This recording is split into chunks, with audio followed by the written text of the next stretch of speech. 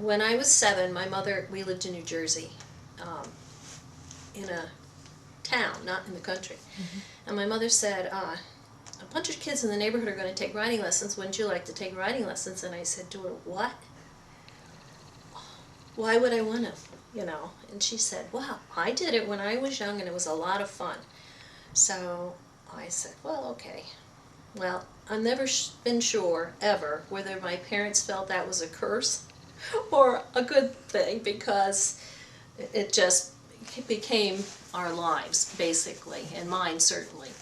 So that's how I did it. Then soon after I started taking riding lessons, I was sick. I was really sick for 3 months, and I was in the Girl Scouts, and the Girl Scouts gave me some gifts, and one of the gifts was Justin Morgan had a horse.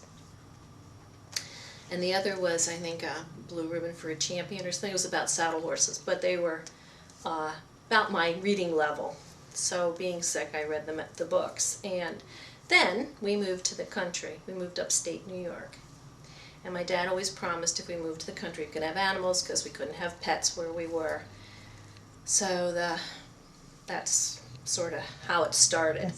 And my dad got me a great horse first, and then he got the Morgan, and then that's been it. Yes, that's Dolly. That was the first horse my parents got me, and they bought her at an auction. When I got her, I was 10.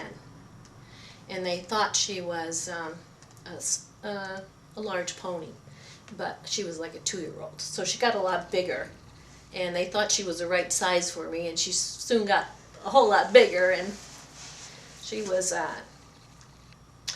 the best thing about her was she was not trained very well, or broke very well, and we had a lot of experiences together, and I learned an awful lot about horses from her and how to make them do what I wanted even when I was 10 and as I went through my teenage years. But a little while after that, my father had bought, there's 3 girls in my family, I'm the oldest, had bought us each a horse. That was the promise, and he delivered.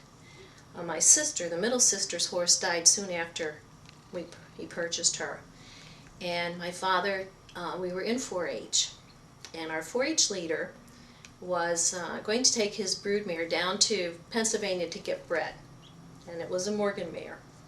And he said to my dad, "You want to go?" And my dad said, "Yes, sure, I'll ride down with you."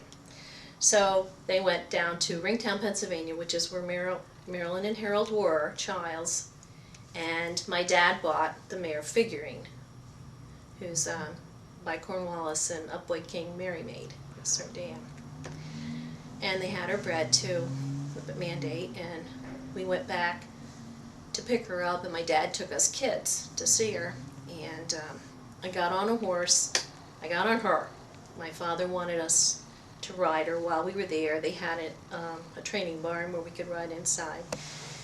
And I rode her, and my dad said, you know, these kids, she really needs some lessons because she hasn't had any since we moved to the country, and she could really use some lessons. And Marilyn said, well, I've been thinking about the camp, and maybe she'd like to come for a couple weeks this summer. We're really not set up for the camp yet, but she could come for a couple of weeks in the summer. So actually it was 1 week. So I went for the 1 week, and I rode a lot of different horses. And she said, well, the Mid-Atlantic Morgan show is next week. Would you like to stay and ride in the Mid-Atlantic Morgan show? Oh, sure. And of course, I had no idea what it was going to be like, and I got so nervous I really didn't do that great. But it was my first big horse show. Was in Maryland at the time, in Frederick, Maryland. So it was quite a trip, even from Pennsylvania, to go down there. And my parents came down, and they picked me up from the show. After the first summer, they had moved to Vermont. And when she said she was going to have a camp, it was in Vermont she was planning to have it, you know, on the farm where Justin Morgan's buried. And the next year I went to Vermont. And would you spend the whole summer there? I spent, when I was a camper, I spent just the weeks of the camp.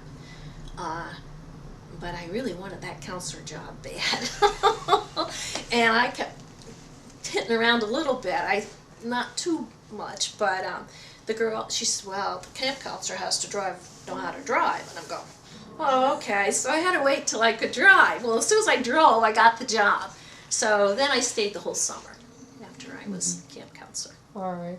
And when you were there during those times, do you remember the horses? You were one of the Harrowland Hill girls. Right. That's what Mrs. That's what Child she calls them. Mm-hmm. And you used to, at that point, were the Bridalveil girls showing head to head with you? Right.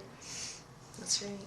And how many shows would you go to during a summer? We went to a show every weekend during camp. When camp was over, then we went to the bigger shows, like well, it was a national, you know. What was a typical day like at camp? Well, we got up early, cleaned the barn first, went in, had breakfast, went back out, got the horses tacked up, and she called for the different ones to come up for their lesson, which was usually a group lesson.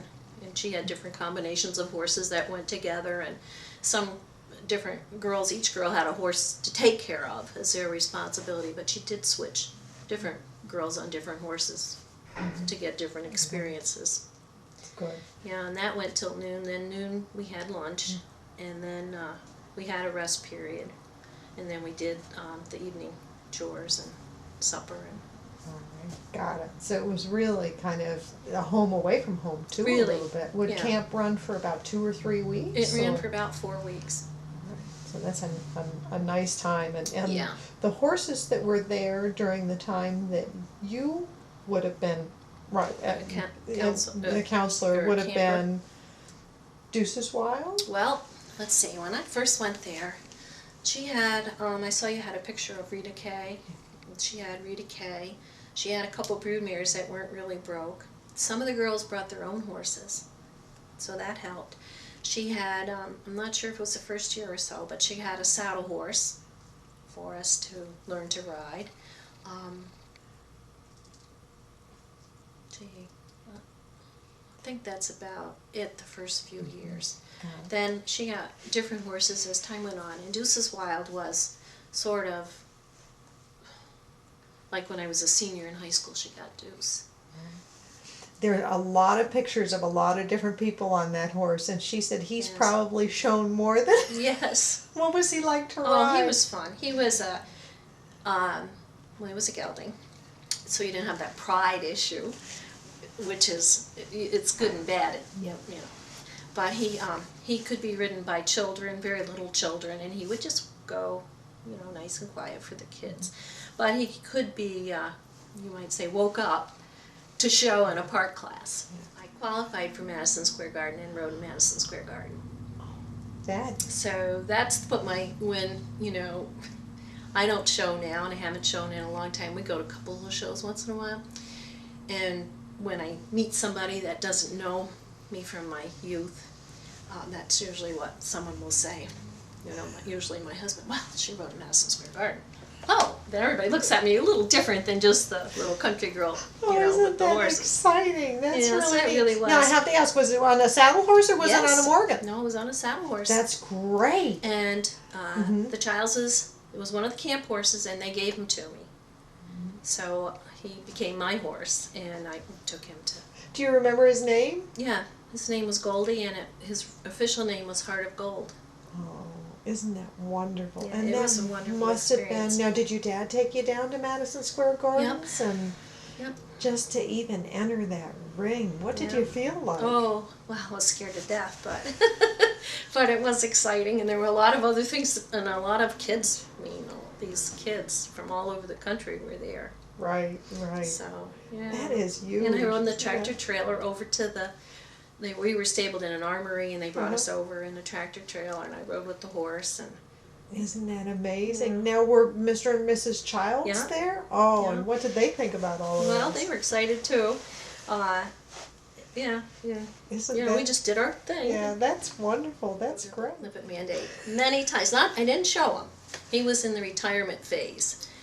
Right. I rode him that while I was there. She kept saying, Harold, don't you want to come up to the barn and watch Wendy ride tonight? Oh, I don't know, I'm kind of tired. And she said that to him every night, and I'm going, that is, you know, big deal. What does he have to see me ride for? You know, like, and I'm, well, anyway. And so he did, and of course he said, very good, you know, and so forth. So, and I got to ride Lipid Mandate, of course. And then when we were at camp, I got to really ride Lippet Mandy, Mm-hmm. which was a really big thrill, and it's probably one of the biggest thrills of my life. And he was a great horse. He was just fabulous. What did you find so interesting in him? I mean, if you were to describe him. Well, I never rode a stallion before. He was always right there, up. And I was only a child, but he didn't do anything bad. But he was there, and the power and the strength and the pride. Just, I got goosebumps talking about it. He was just really fantastic. And he's the second horse I learned a lot from. And he was always up-headed. And we used to ride in Vermont. There's lots of dirt roads. And we used to ride, trail ride when I was with the camp. And I would always get to ride him. I wasn't the oldest or anything, but I got to ride him. And so I always went first because he's a stallion. So you'd go up this hill, and you'd be out in the middle of the woods, and you'd come to a house. And he'd just puff right up, and then he'd start to jig a little, and you'd ride by the house. And he'd holler, and everybody would come out of the house and stand there and watch us all ride by. It was like he trumpeted to let everybody know, here I am, look at me. And we're in the country, we're not at a horse show, but that's just how he was. It was, and I was riding him, it was thrilling. He's kind of the cornerstone of now your program. Right, that's right. Traces back to Lippet Mandy. That's right. Now, at what point in time did the rifleman enter the picture? The rifleman entered the year I graduated from high school. I bought him. And they didn't know if they should sell him to me or not. And I thought, what's the big deal? I can do this, But I did have problems with him, and a lot of the problems were, if you look back, were related to me being in college and not being there and not taking care of him. And my dad took care of him, but it wasn't the same. Yeah. And we showed him some. My husband, I was married then, and my husband helped me, and we showed him around in Vermont and all. And then we moved back to New York again, and I didn't really show him then, but I used him at stud. Well, I went to college in Delhi, and I took the vet tech program for 2 years, and I went those summers as well to Childs's. Isn't that something? So, in grand total, you were probably there for 4, 5, 6, 7 or 8 years. Yeah, about 7 years. And I did work in the Harold's barn the winter after I graduated, before I got a job. I worked through that winter, and then at Delhi my parents kept the horse. We had the farm. Then I was in Syracuse, and then I went back to college for my bachelor's, and my parents sold the farm. So my mother-in-law, who knew nothing about horses, took my horses. But this is sort of the period in time where Statuette went to Ayers, and we sent Rifleman to a trainer because I couldn't do everything. And my mother-in-law couldn't take care of all the horses, so she kept a small, I think there were 3 that she took care of. And the others were other places till I got through college. And then I got a job teaching in Syracuse for 1 semester until my husband finished college, and then we both went to Vermont and took the horses. What? For 2 years, and then you moved back to New York. We moved in the Hudson Valley. All right, and we got a small place. We had 11 acres. All right. And I had my first baby. I didn't go back to teaching, and my husband continued teaching in Catskill. Okay. And 2 daughters. Yes, I have 2 daughters and 2 sons. Back I had 4. All right, and that would have been the Rifleman and UVM militia and 2 stud colts. Well, they were geldings, but those 2 had.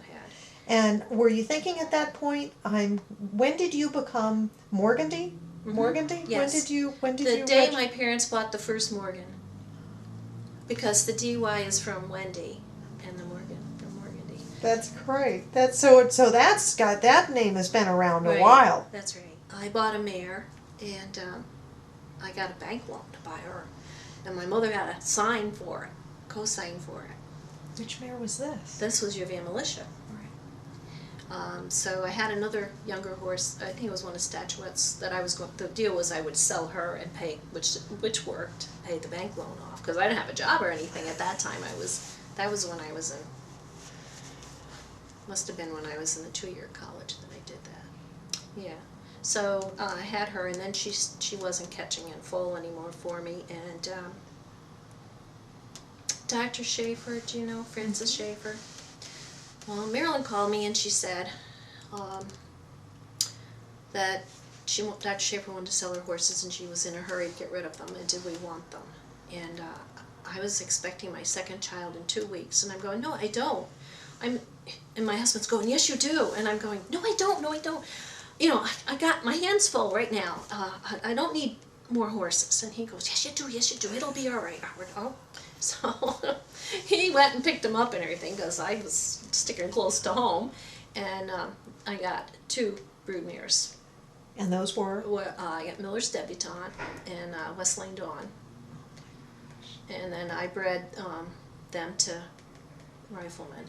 And Miller's Debutante had everybody told me she was 27 when I got her. I said to Dr. Dr. Schaefer's an obstetrician. I said, well, she said, go ahead and breed her. I'm going, I should be breeding her when she's 27. She goes, go ahead and breed her. She hadn't foaled like in 5 years. So everybody's like saying, you know how people are. Oh, she'll never get a foal, you know. Well, I kept breeding her and breeding her and breeding her. And we went through the whole spring, went through the whole summer, and in September she was still cycling, and I bred her again, and I said, well, you know, everybody was right, I'm not getting anything. And the next spring, well, the next summer, she foaled. And she had this little, well, he's pretty big, but chestnut stud colt. And I still have him. He's the one Laura says he's 31 years old. That's not Manifest Destiny. Yes, it is. He is a looker. We had purchased a farm in where we're presently located, which is in the Mohawk Valley. It's, you know, beautiful there. And we have 250 acres. We make our own hay for our own horses, and we have beautiful pasture. The house sits so that we put a big, huge picture window. I can overlook the whole pasture and see every single horse anytime I want to that's in the pasture. We have several lots and sheds and so forth and so on. Plus we have recently built an arena, and we have 2 large barns. So when we were making the transition to the bigger farm, I was using a grandson of the Rifleman at stud, and I had gotten several mares, and I was looking for a new stallion to breed to my mares that were carrying the Lippet Mandate line. And we looked and we looked, and of course, Lippet Mandate being half Lippet, I like the Lippets, you know. And my dad's first stallion was a Flyhawk stallion. So we looked and we looked. We found two horses. One is Flyhawk breeding, and on the sire side and on the dam side it's Saddleback breeding. It's a very nice horse. And we saw a nice Lippet colt for sale. So I was saying, well, I can't make up my mind. I know that if I want to do horse shows, I should have the fancier show horse, and if I want to have just good using horses, I should have the Lippet. And I hemmed and I hawed, and my husband just said, why don't you buy them both? And I said, buy them both? Like, oh my gosh, I can't believe this. So we did. We bought them both. And then we started breeding more, and I have quite a few right now. The market's kind of bad too, but they're nice. They're really nice. They're very uniform. Yeah. They're very pretty, and I like looking at them. And they're pleasant. They all have pleasant dispositions and pretty heads. That's somebody said, oh well, you don't ride the head. But in my life, when I'm feeding them twice a day and they're looking at me, I want to see a pretty head. I'm really old-fashioned, and a Morgan to me is a horse that can do something, and you can have fun with. And they're smart, they're intelligent, they're a lot of fun, and I sell most of mine for family horses, and people are thrilled with them, you know. We have a team that we recently broke. We did the farm chores with them. And someone came over and said, "Oh, your horses couldn't do that." And I said, "Oh, yes, they can." And we bought a sled to go behind the team, and we would take hay from one barn to the other, and they'd have to stand there. We had 2 teams. We had 2 broodmares in a team. That was interesting. One's the nicest mare in the world, and she was not very ambitious. And the other one is not very nice and very ambitious. And she would get so upset with the mare who was dragging, because she was doing all the work, and the other horse was dragging behind. So we had, it was a lot of fun. So I have 2 vehicles that the team can pull, and they're farm vehicles. They're like what the Amish use. They're not for competitions or anything, but that's a lot of fun. We drive quite a bit. That's a lot of fun. Now that we have the arena, we can ride in the arena anytime we want to, and we have a lot of property, so we can go on trail rides anytime we want. So we just have a good time with them. We're probably could spend more time doing those things, but we get kind of wound up with cleaning stalls, and that takes a lot of time with. How many horses on the premises right now? I'd rather not say. I'd rather not say. Well,